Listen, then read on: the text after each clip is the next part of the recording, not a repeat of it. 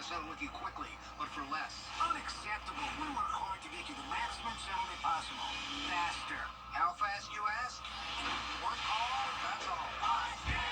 Ballfin.com. Most trusted, most accurate, most watched weather team. Live Viper 6. Weather coverage you can count on. Time and temperature. Brought to you by Planet Fitness.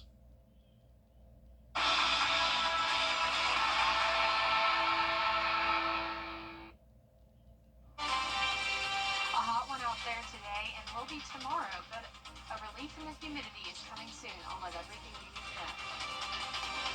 Right now on News Channel 6 at 4, a closer look at the progress of the James Brown Arena and what the future could hold for its name. Plus an update on the construction of tiny homes in Aiken. Our city leaders moving forward with the project. Details ahead. And we'll show you what's different about the new patrol vehicles for the Richmond County Sheriff's Office as your News at 4 starts now. Live from Television Park, this is WJBF News Channel 6 at 4.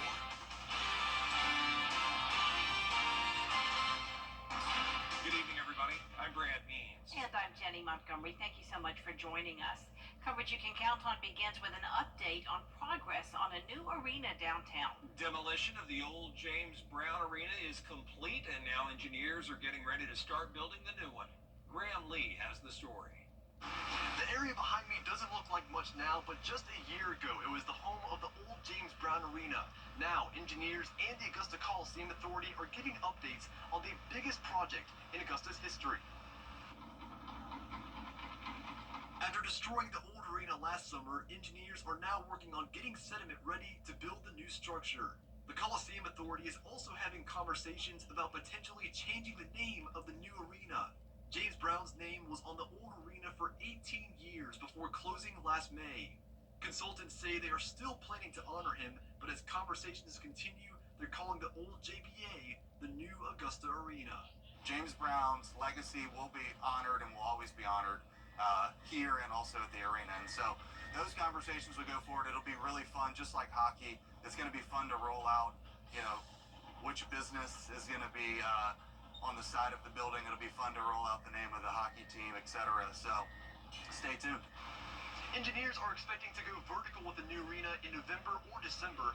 The Coliseum Authority is aiming for Richmond County high schools to host graduation in the new arena with an anticipated opening date in May 2027. In Augusta, Graham Lee, WJBF, News Channel 6.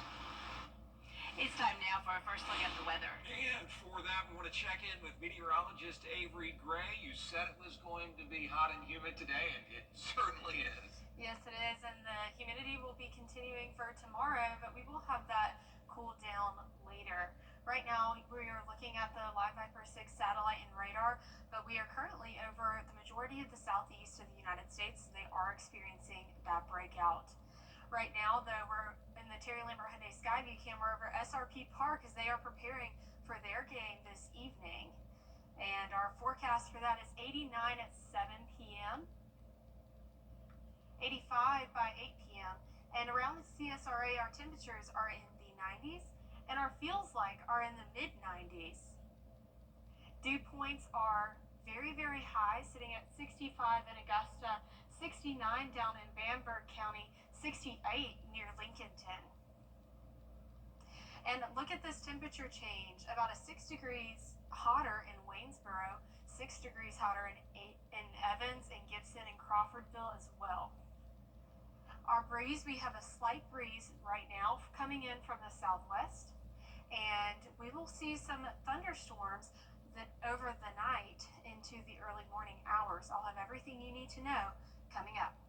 All right, Avery, thank you so much. And Avery showed us that shot of SRP Park. We're going to head right back there because tonight the Augusta Green Jackets are honoring local heroes as part of their first responders night at SRP Park. Yeah, this one has extra special meaning for sure. As we check in live with Isabella Moody. Izzy, I know you've been looking at what they're going to do to honor the Columbia County Sheriff's Office. Before first pitch, which is at 7:05, they will be having a moment of silence for the fallen Columbia County Deputy Brandon Sykes. The Green Jackets will also be giving away or auctioning off a signed jersey, Augusta Azalea's jersey, that a portion of it will be going to the Columbia County Sheriff's Foundation that will go to the families of Brandon Sykes and Deputy Gavin White that was also shot on April 26th. The gates will open at 6 p.m. We'll keep you updated as we go throughout the night. Live in North Augusta, Isabella Moody, WJBF News Channel 6. Back to you guys. All right, Isabella Moody, thank you. Out with the old and in with the new as the Richmond County Sheriff's Office upgrades its fleet. Soon you will see new patrol cars and SUVs on the streets as the Sheriff's Office tries to modernize what it has on the road out there and stay up to date with everything that's going on technology-wise. Here's Allison Hubbard. 36 new patrol vehicles will soon roll out to deputies at the Richmond County Sheriff's Office, and they all come with a couple new features. The biggest difference is the light package that we have, and then the sirens that we've had installed. The light package is going to offer us more visibility, especially when we're running in emergent mode through intersections.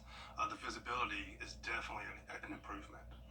The siren, currently we're running with a 200-watt siren in our patrol vehicles. These come with a 400-watt siren. So what that does, it obviously the output is going to create a longer distance for safety of pedestrians, other vehicles. Watch the lights on the old vehicle. Now watch the new one. Take a listen to the old vehicle. Now listen to the new vehicle.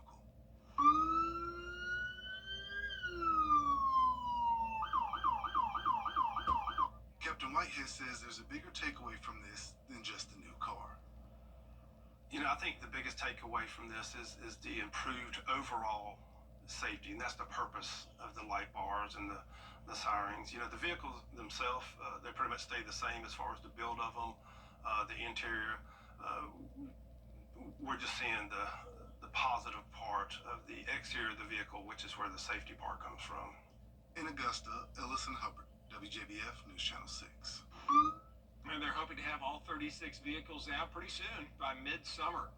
Also, the Richmond County Sheriff's Office needing your help to find a wanted man. He's Javon Johnson, wanted for questioning in connection to a suspicious death that happened last week. The body of David Grigg found in front of a home on Harding Road. If you know where Javon Johnson is, please call the Sheriff's Office. You don't have to give your name. Reward money is now being offered for an arrest in the killing of an Allendale County student. 17-year-old Andre Gadsden was a senior at Allendale Fairfax High School. He was supposed to graduate later this month. Gadsden was shot early Sunday morning. The cash reward is being offered by the South Carolina Law Enforcement Division. If you have any tips, contact their Special Victims Unit. The number is 866-472-8477. Tiny homes for the homeless. Aiken City leaders have been discussing it for a while now, but it's on pause now. Aiken Bureau Chief Sean Cabbage-Talk has more on what's holding it up. I'm standing right next to the spot here off Dykes Road where Arbor Ridge wants to build tiny homes for Aiken's homeless community. It's been in the works for years now, but neighbors pushed back before council could vote, so now it's on hold. Aiken County recently cleared the way for homes less than 450 square feet. That opened the door for Arbor Ridge, 45 tiny homes and a support center. The nonprofit picked this site for its access to mental health care and job training. To address concerns, leaders are proposing security around the homes. Around the entire perimeter will be a 6-foot fence. We'll have security cameras that are monitored. We've looked for a long time, done our due diligence, and we believe that it is the best site that is closest to the services that will be needed that we could find. Aiken County Homeless Housing, meeting with neighbors, and another meeting with City Council can happen within the next 30 to 60 days. In Aiken, I'm Aiken Bureau Chief Sean Cabbage-Talk, WJBF News Channel 6. As housing costs rise, affordable housing options are becoming more difficult to find. For many Aiken County families, keeping a roof over their heads is a struggle. Coming up tonight at 5, you'll meet one mother who's working multiple jobs just to pay the rent while trying to raise her daughter. She says each month brings new stress. The light bill, the water bill, as well as, kids had to do remote learning, so you had to pay the internet bill all of a sudden. Coming up in In a special report on News Channel 6 at 5, we'll hear more about her plight and look at why housing prices are skyrocketing in Aiken. We'll also look at what Aiken City leaders are trying to do about it. Before we go to break, a live look at the Charlotte Motor Speedway with preps underway to welcome NASCAR back. Coming up, the top things to watch at the Coca-Cola 600.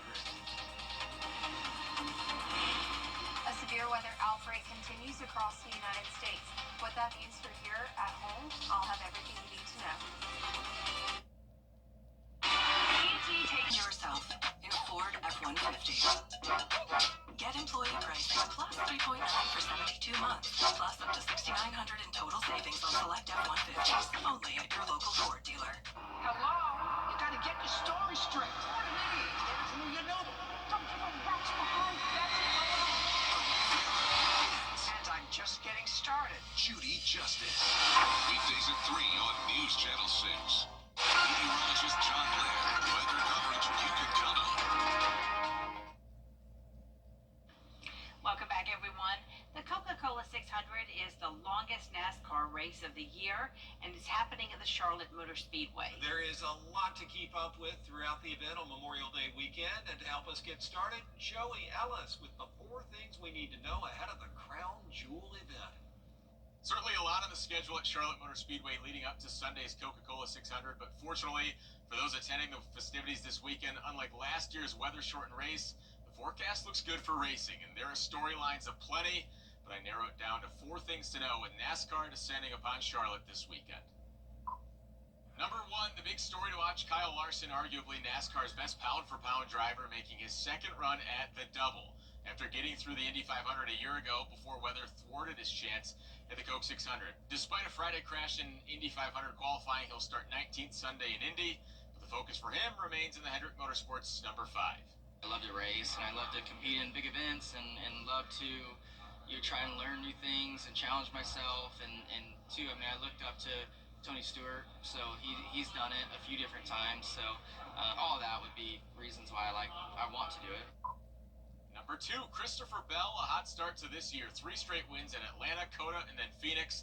Now coming off an all-star race win, the number 20 for Joe Gibbs Racing is back at Charlotte Motor Speedway looking to defend last year's spring crown. Charlotte is such a fun racetrack that it's easy to look forward to, but 600 miles is no joke. It's a long event and definitely one that you got to prepare for, but you can't just show up and run. Number 3, another crown jewel on the lengthy NASCAR calendar. The Daytona 500 kicked things off. Now the longest race of the year to serve as one big Memorial Day weekend celebration. It's another major. It's one of those races that will go on your resume, whether you've won it or not. We're racing on an awesome mile and a half in everyone's backyard. That's why the prestige of the race is so big. It's been big for decades, and it's still, arguably the second biggest race of the season. And number 4, welcome back Xfinity Series drivers. After 2 weeks off with camping trips and Disney World visits, NASCAR's second tier is back at another mile-and-a-half track with familiar faces looking to build on previous success at CMS. When I first got into the series, I was more of a short track and road course guy. I felt more confident at those facilities, whereas now I almost feel more confident at the mile and a half than anything, and it's kind of flip-flopped. Half of my wins are mile-and-a-half wins, so it's really interesting, and I've performed really well at all those racetracks, including Charlotte. Things all get going with the Truck Series Friday night, and then the Xfinity Series race to be seen on the CW Saturday evening, and then Sunday the big change with the Cup Series race with the first of 5 races to be seen exclusively on Prime Video, guys. And you don't want to miss a second of the action on the CW6. It all starts Saturday with the NASCAR Countdown Live at 4 p.m., followed by NASCAR Xfinity Series racing from Charlotte. Up next, Avery has your full forecast. Plus, what you can do to stay safe on the beach.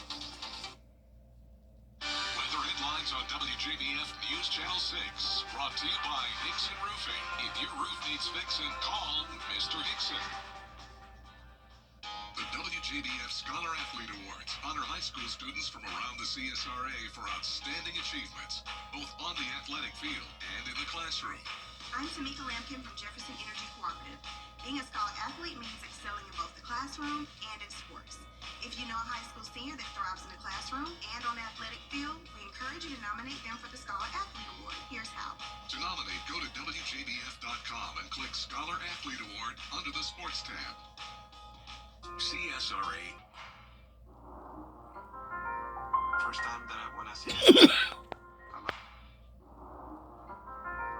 first time that when I see him, a lot of stuff came into my mind because I wasn't prepared at all. I know the first 3 months of his life were really important, and I wanted to be there all the time for him. First time he was like, "Daddy, Daddy." That was one of his first words.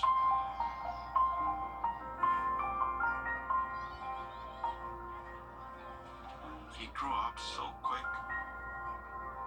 He just surprised me every day. He's really smart. I really think he can be an astronaut, president. But I must support him for wherever he wants to be.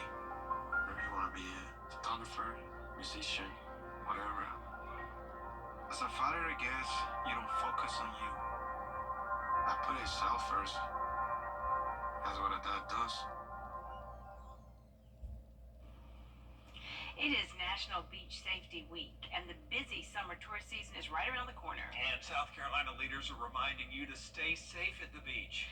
That includes designating a water watcher, try to swim near lifeguards, learn how to spot and escape rip currents, and never swim alone. Swimmers should also stay clear of piers and alcohol when they're in the water. Always follow posted signs and warning flags, like red flags. They mean no swimming.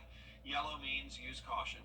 And purple flags, well, they warn of dangerous marine life, including jellyfish. National Beach Safety Week runs through Memorial Day.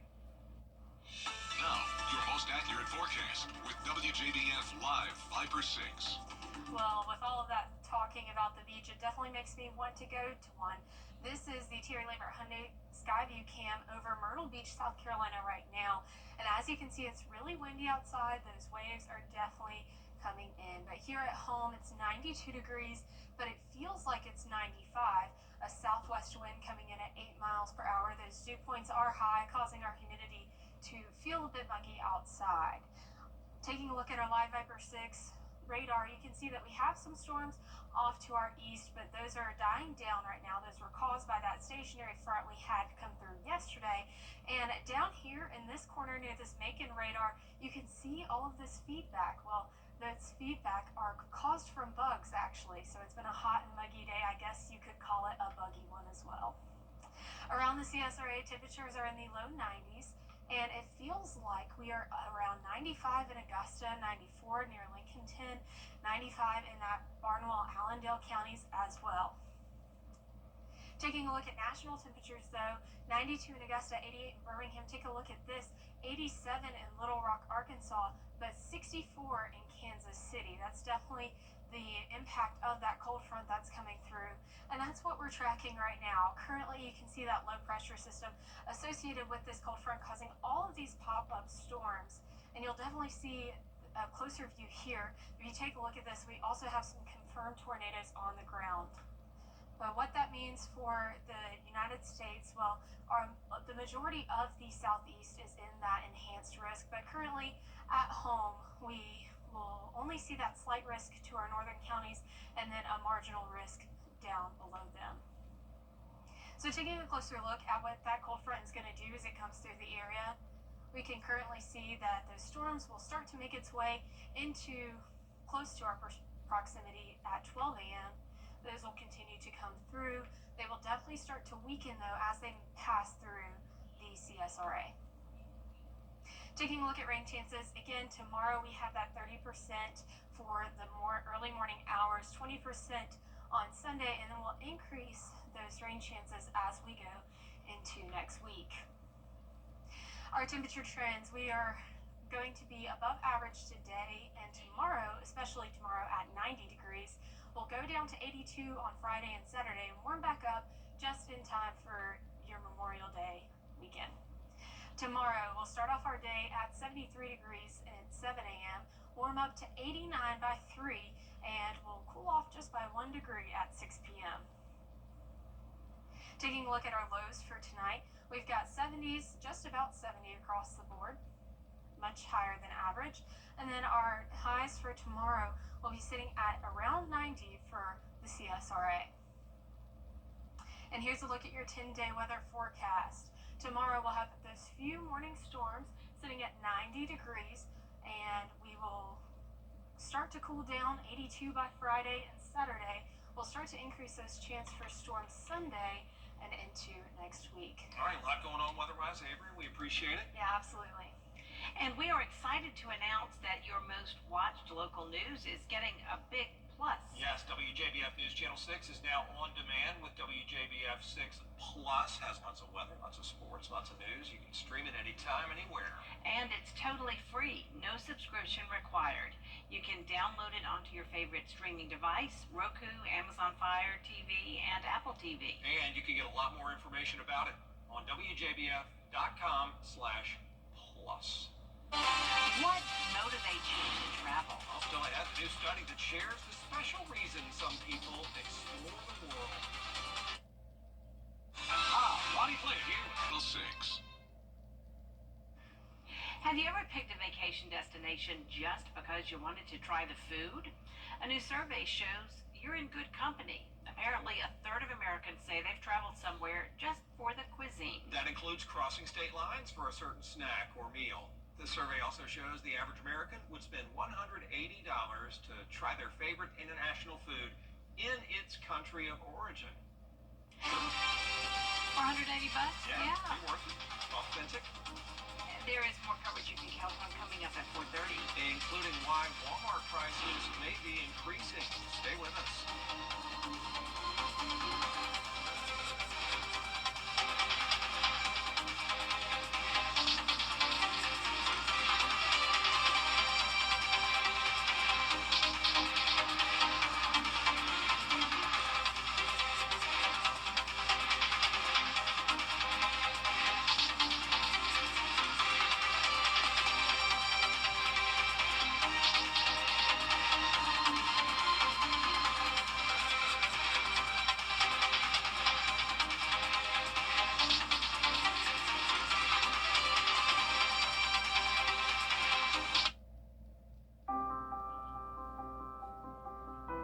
It's traumatizing when you have a sick child. Then you are tired, very, very tired. The doctors told us you are a part of the medical team. You need to sleep, eat, drink, shower, because when you are healthy, you can take care of your child. The Ronald McDonald House is next to the hospital. They have a washing machine, kitchen, beds were very good, but it's also being with parents of other children that are sick. So you can talk and you can cry and maybe you can laugh, but it's very important for healing yourself. The house understood what our needs were. There was someone that gave you a hug, a cup of tea,